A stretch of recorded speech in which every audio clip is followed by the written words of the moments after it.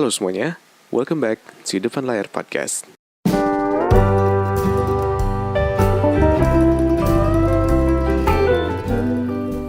Halo semuanya, balik lagi di Depan Layar Podcast. Apa kabar kalian semua hari ini? Gue udah semoga kalian semua baik aja. Gue thank you buat kalian semua yang udah dengerin podcast gue hari ini dan yang udah dengerin podcast gue sebelum-sebelumnya. Kalau misalkan lo mau dengerin podcast gue yang lainnya, lo bisa dengerin lewat YouTube, Spotify, Anchor, dan Apple Podcast. Dan gue thank you juga buat kalian semua yang udah ngedonasiin uang kalian buat support podcast gue. Terus kalau kalian juga udah nge-DM gue, udah nge-email gue, udah nge-komen segala macam. Dan kalau misalkan lo mau donasi buat podcast gue, lo bisa donasi lewat Saweria yang udah gue kasih linknya di YouTube deskripsi di bawah. Nah, hari ini tema yang sebenarnya gue baru dapat temanya itu dapat dari salah satu komen di YouTube gue gitu ya. Jadi waktu beberapa hari kemarin podcast terakhir gue ada satu komen yang dia tuh bilang kayak di umur 20-an itu, dia juga umur 20-an sih. Di umur 20-an itu kan udah ada sesuatu yang dinamakan dengan peer pressure katanya.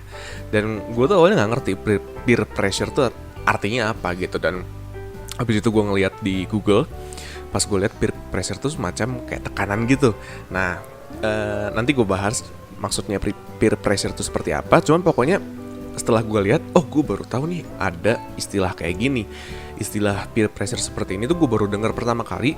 Yang sebelumnya tuh gue tahu artinya, tapi gue nggak tahu sebutannya gitu. Nah, biasanya di umur-umur remaja sampai nanti dewasa juga lu bisa aja sih mendapatkan atau merasakan yang namanya peer pressure ini gitu. Dan yang namanya peer pressure ini atau si tekanan ini tuh itu tuh bikin lu jadi semacam males sama orang-orang yang menekan lu, dan itu tuh bisa ngerusak hubungan gitu. Jadi intinya gue pengen ngeceritain sebenarnya kayak peer pressure itu tuh terjadi seperti apa sih di hidup gue gitu. Kayak apa aja yang pernah gue alamin, apa aja solusi yang gue kasih, solusi yang gue berikan supaya gue tuh tidak bisa keluar dari yang namanya peer pressure ini gitu. Nah, selain itu yang namanya peer pressure juga setelah gue lihat itu tuh bisa membuat lu tuh ngikutin jeleknya orang lain gitu, ngikutin arus orang lain supaya lu tuh bisa semacam fit in gitu, semacam bisa bergabung sama grup-grup mereka gitu, grup yang menekan lu.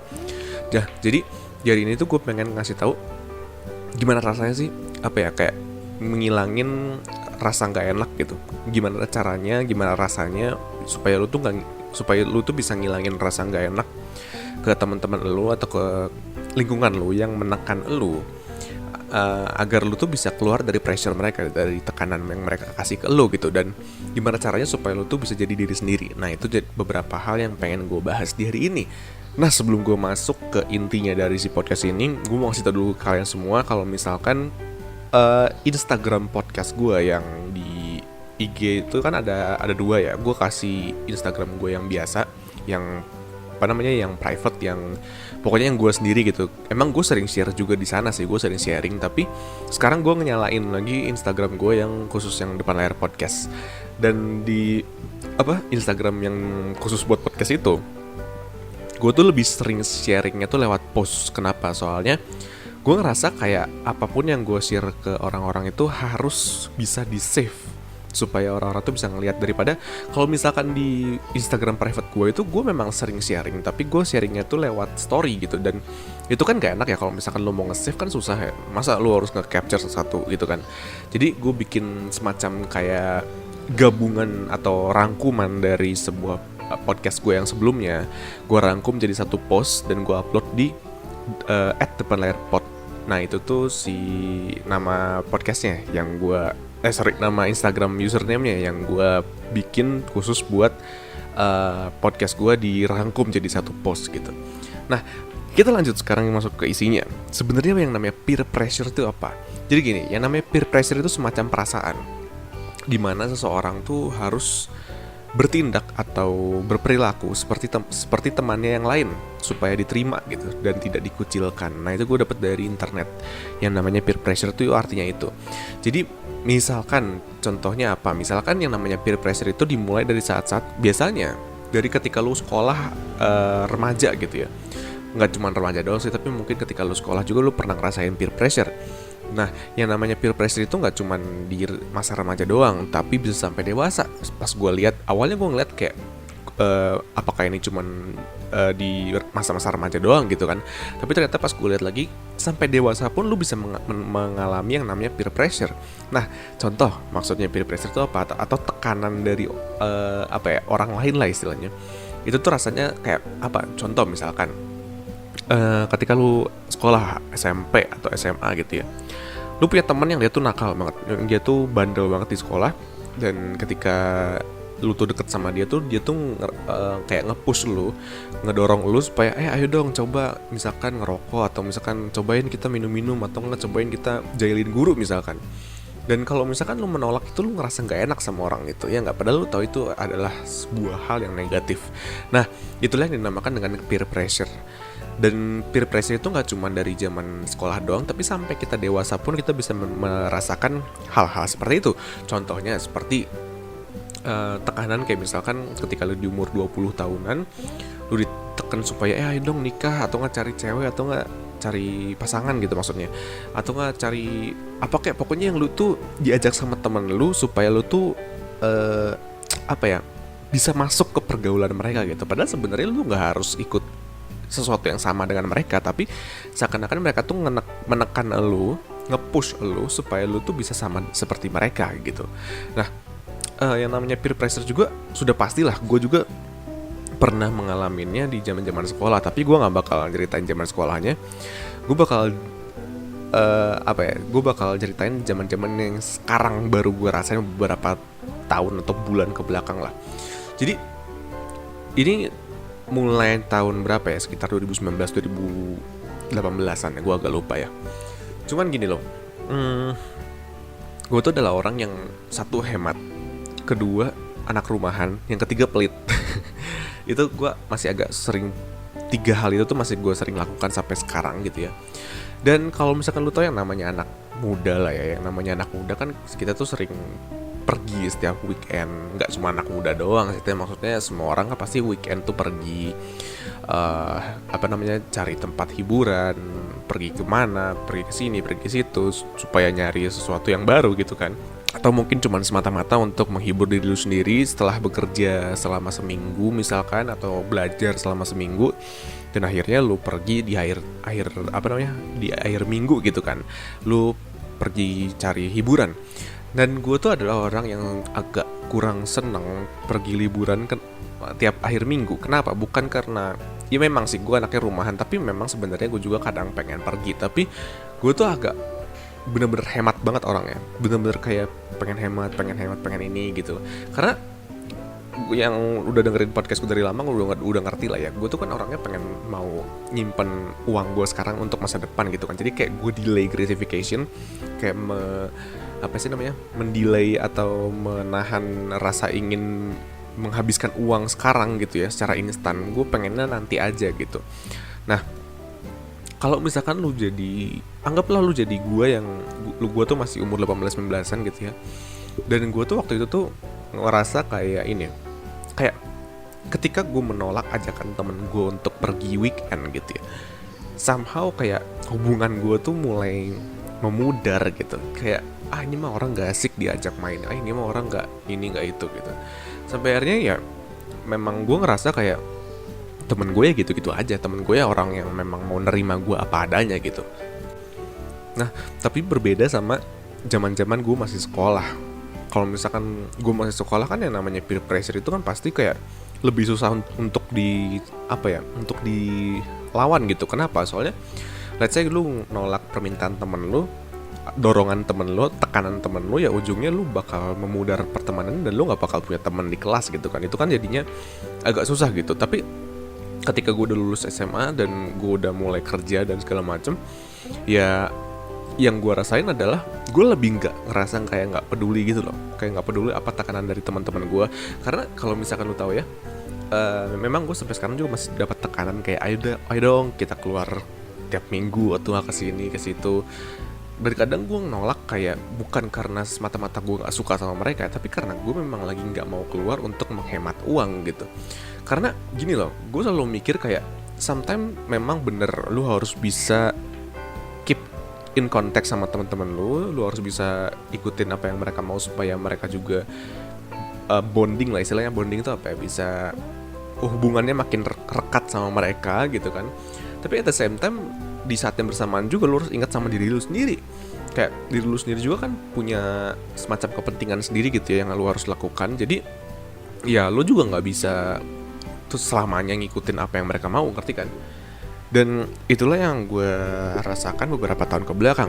Sekarang sih udah nggak terlalu ya, tapi beberapa tahun ke belakang tuh gue gitu. Kayak orang-orang tuh udah berhenti ngajak gue main. Tiap minggu tuh udah mulai sedikit banyak yang ngajak gue main. Dan mereka tuh kayak ngerasa kayak, ngapain gue ngajak si Joshua, kata ya. Kalau misalkan gue ngajak juga ya pasti dia juga gak bakal mau gitu. Jadi mereka udah semacam punya stereotip sendiri yang kalau misalkan nih orang nih diajak kemana-mana tuh gak bakal mau gitu. Nah dari situ tuh gue awalnya ngerasa kayak apa ya, ya sedih sih ada ya, tapi itu kan salah gue sendiri ya, dalam arti memang itu kan keputusan gue sendiri. Dari situ gue merasa kayak ya ini yang terbaik buat gue gitu, ini yang terbaik buat gue, ini yang baik buat masa depan gue. Kalau misalkan gue nggak bisa hemat dan pergi tiap minggu ya gue bakal ngabisin uang gitu, gue bakal boros banget gitu kan. Sementara gue juga waktu itu kerjanya masih serabutan. Nah dari situ mulai singkat cerita lah ya, kita singkat cerita ke 2 tahun ke depan. Ketika 2 tahun ke depan itu semua yang udah gue kumpulin uang dari gue nggak pergi tiap minggu itu udah mulai terkumpul banyak, dan gue udah mulai istilahnya apa ya, finansial gue udah lumayan membaik, jauh lebih membaik daripada zaman waktu itu gitu kan. Dan ketika ketika gue sekarang sudah di posisi seperti ini tuh justru gue pengen main tiap minggu. Jadinya gue jadi kayak kebalikan, yang tadinya gue pengen gak mau pergi-pergi tiap minggu, sekarang gue jadi pengen. Tapi satu hal yang membedakan adalah apa ya? Satu hal yang membedakan adalah ternyata sekarang malah kebalikannya. Teman-teman gue tuh yang gak mau pergi keluar minggu karena pergi keluar setiap minggu karena mereka pengen menghemat gitu. Jadi ngerti gak maksud gue? Jadi kayak semacam gue tuh memutarbalikan si keadaannya gitu loh.